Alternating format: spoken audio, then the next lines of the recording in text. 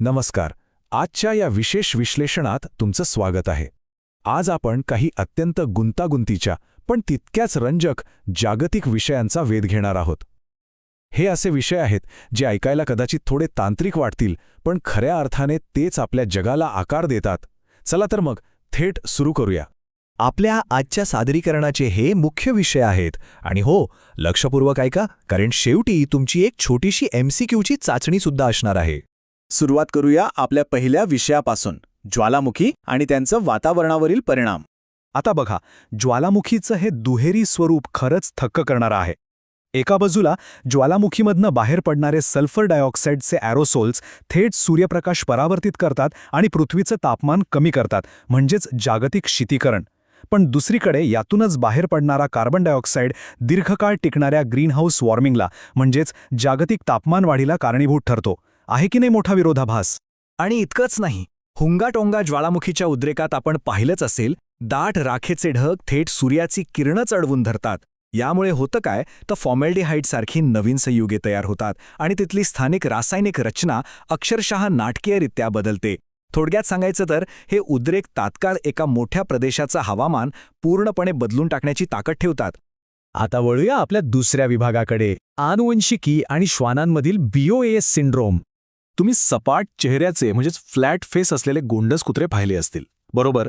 पण तुम्हाला माहीत आहे का, या प्रजातींना बऱ्याचदा ब्रॅकिसिफॅलिक ऑब्स्ट्रक्टिव्ह एअरवेज सिंड्रोम म्हणजेच BOAS चा भयंकर त्रास होतो.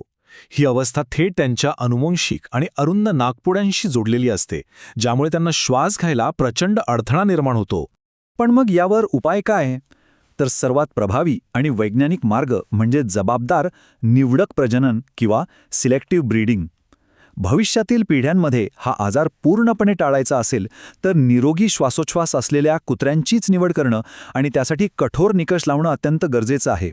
आपला तिसरा विषय आहे पारा प्रदूषण आणि त्यातून मिळणारे ऐतिहासिक पुरावे. हा भाग खरोखरच रंजक आहे बरं का. ग्रीनलँडच्या बर्फाचं म्हणजेच आईस कोर्सचं विश्लेषण करताना शास्त्रज्ञांना काय सापडलं माहितीये?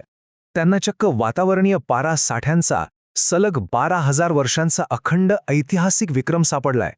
हे म्हणजे मानवी हस्तक्षेपाचा एक गोठलेला पुरावाच आपल्या हाती लागलाय. आणि ही कालरेषा आपल्या आत्तापर्यंतचे सगळे पर्यावरणीय मॉडेल्स पूर्णपणे बदलून टाकते.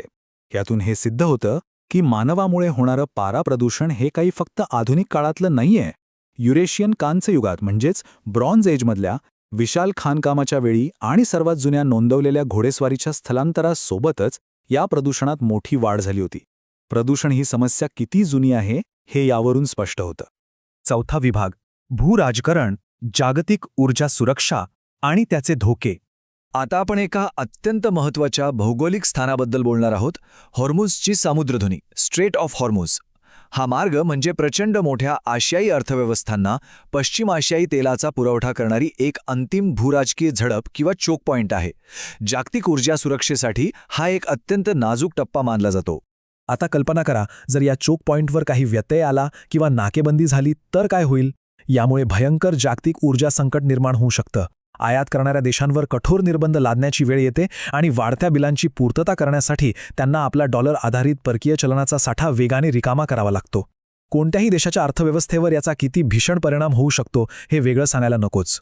आपला पाचवा आणि शेवटचा विषय, आधुनिक वैद्यकीय क्षेत्रातील क्रांती, अल्ट्रासाऊंड. इथे आपण सोनोजेनेटिक्स या अद्भुत तंत्रज्ञानाविषयी जाणून घेणार आहोत.